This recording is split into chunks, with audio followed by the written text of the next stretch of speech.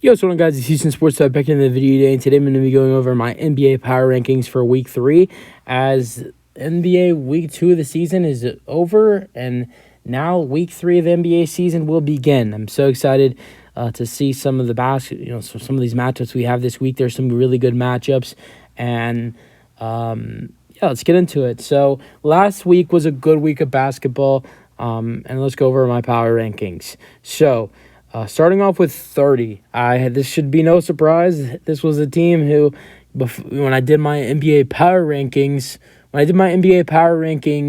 in Week 1, right before opening night, the day of opening night, Tuesday, whatever it was, I think it was October 24th or whenever opening night. Well, yeah, October 24th was opening night. When I did my NBA power rankings on October 24th, this team, I believe I had them in the top 15. I might have been 15, 14, or 13. Now they've, fell all the way to the bottom spot. That's kind of sad.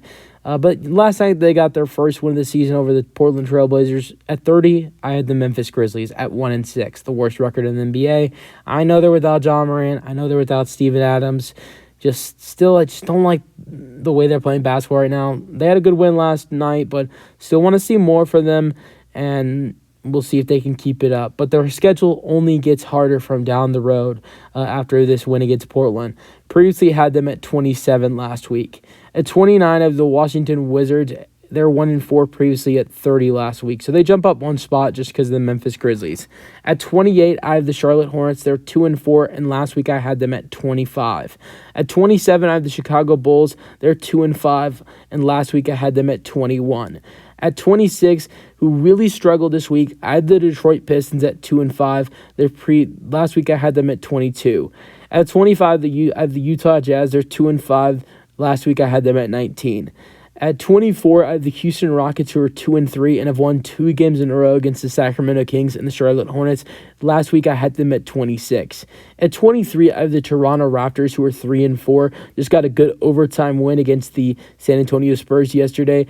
And last week, I had them at 28. At 22, who had a great week this week, and unfortunately, they had to finish off their week as losing a game against the only team that has not won a game in the season, against the Grizzlies.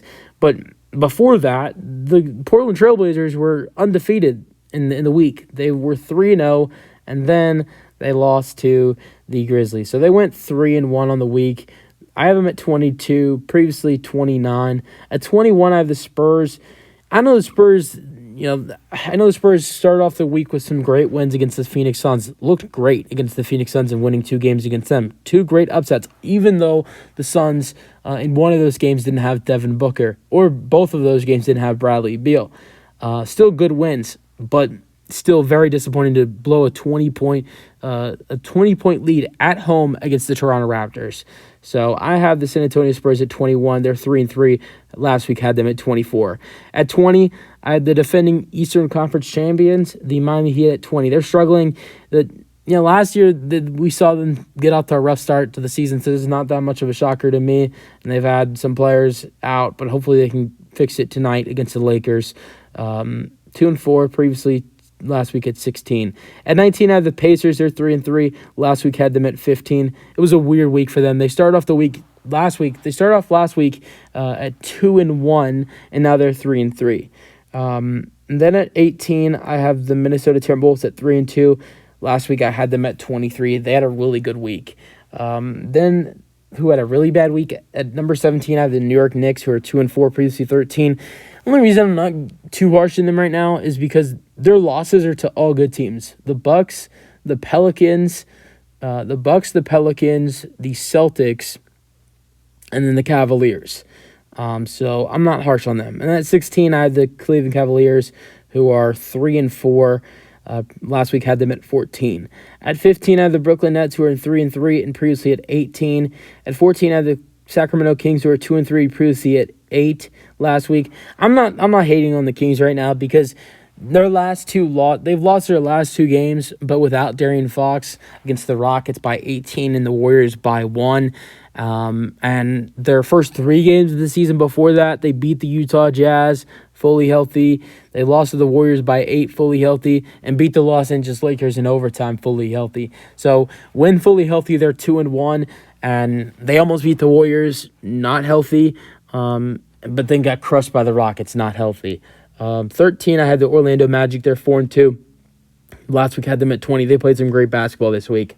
At 12, I have the Thunder. They're 3-3. Last week had them at 9. At 11, I have the Lakers. They're 3-3. Previously had them at 10 last week.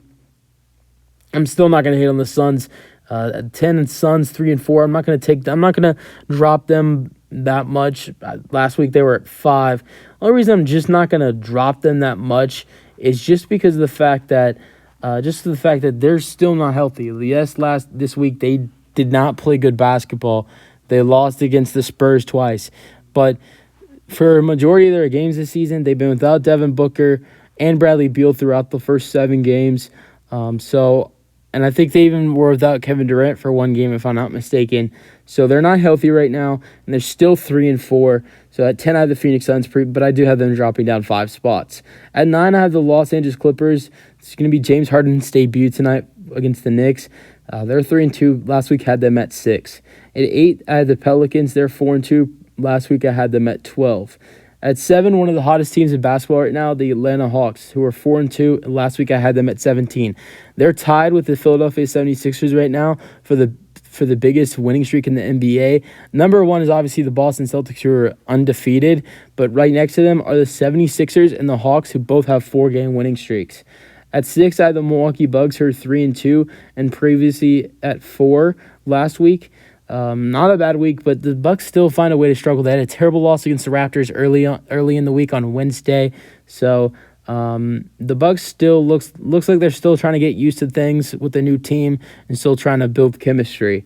At 5, the Philadelphia 76ers, probably the second hottest team in basketball right now. They're 4-1, previously 11, and they've been playing better basketball without James Harden. At 4, I have the Dallas Mavericks. They're 5-1. Last week I had them at 7. They're playing great basketball. Their only loss is to the champion Denver Nuggets. Speaking of the champion Denver, I have them at 2. Never mind. At 3, I have the Golden State Warriors at 5-2. They just lost their 5-game winning streak. They did have one of the biggest winning streaks in basketball until they lost against the Cleveland Cavaliers. And previously had them at 3. So they stay at the same spot. A great week for them. At 2, I have the Denver Nuggets, 6-1, previously at 1. The only reason I'm taking the Nuggets down 1 spot is just because I think the Celtics right now deserve to be over them. At 1, I have the Boston Celtics, who are 5-0, and last week I had them at 2. So, that's it for my NBA Power Rankings for Week 3. That's it for the video. Hope you guys enjoyed them. Thoughts, and peace out.